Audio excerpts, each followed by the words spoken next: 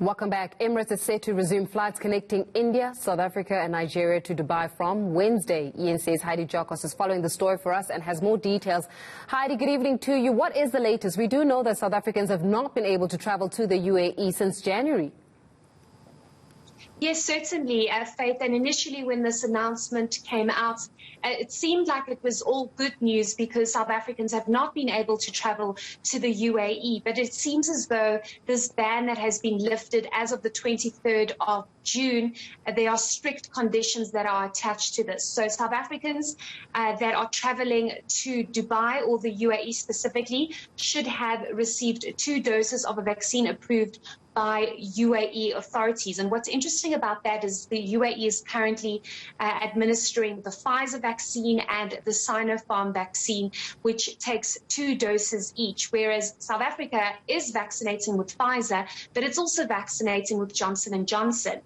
We also know that passengers must present a negative test result for a PCR test taken within 48 hours before departure, which is, of course, something that was expected even last year before the ban was imposed. UAE citizens are, of course, exempted. All passengers must undergo a PCR test on arrival at Dubai Airport, which that is a new protocol and regulation set out because in December that was not the case. And transit passengers should comply with entry protocols of final destination. So if you're transiting, and Dubai is mostly known as the connecting hub where many people go to Dubai to transit mostly or to connect to other countries, they will have to follow the protocols in which the country they final destination thereof. There are also new regulations set for travelers from Nigeria to Dubai. And what's interesting here is that Nigeria has not vaccinated as many people, given if you compare South Africa to Nigeria, it's round about the same number, just over 2 million people.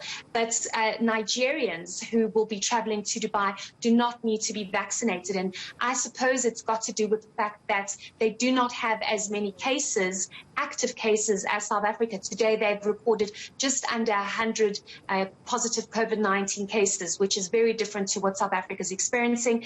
And then when you look at the regulations for India, of course, it is very similar to South Africa because of the cases, and those who will be traveling from India to Dubai are expected to have 2 doses of a vaccine approved by the UAE. So it's some good news, but it's a little bit alarming and stressing for South Africa. Well, how tricky will this be, though, Heidi, because the Johnson & Johnson vaccine is being rolled out in SA. Yes, you did mention the Pfizer vaccine. So those that have been vaccinated by the Johnson & Johnson vaccine, does that mean that they will not be able to fly to the UAE?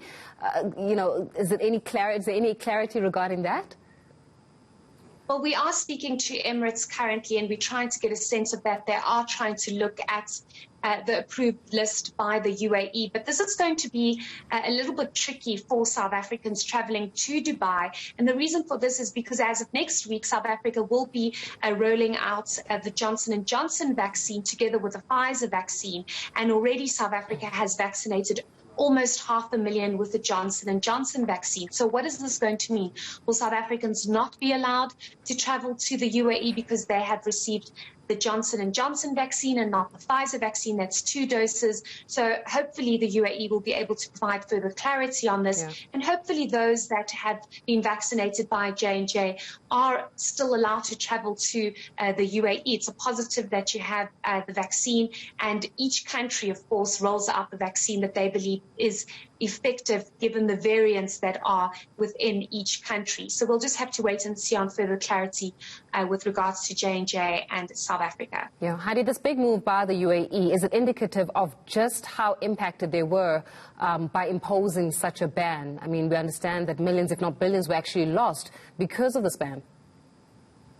Yes, certainly. And Emirates Group released its results a couple of days ago with billions lost, not only because of the ban to South Africa, but the overall COVID-19 impact that it has had on aviation, with an airline like Emirates, who has not seen any losses in the past 3 decades, experienced its first loss last year for the 2020-2021 financial year, which is huge for an airline like Emirates. But this is going to be a big move for the Emirates group because they are, of course, trying to open up, but they're also trying to do this responsibly. If one remembers, Faith, last year, December, the UAE, Dubai specifically, was the destination to be because it allowed almost every single traveler from almost every destination to spend the holiday there. It was almost like everyone was saying the place to be for Christmas is in Dubai because the regulations weren't that strict. So it's going to be interesting to see how they navigate this. But they're, of course, keeping their guard up, saying as much as we are opening up and allowing this, we need to have strict regulations, making sure that people have been vaccinated.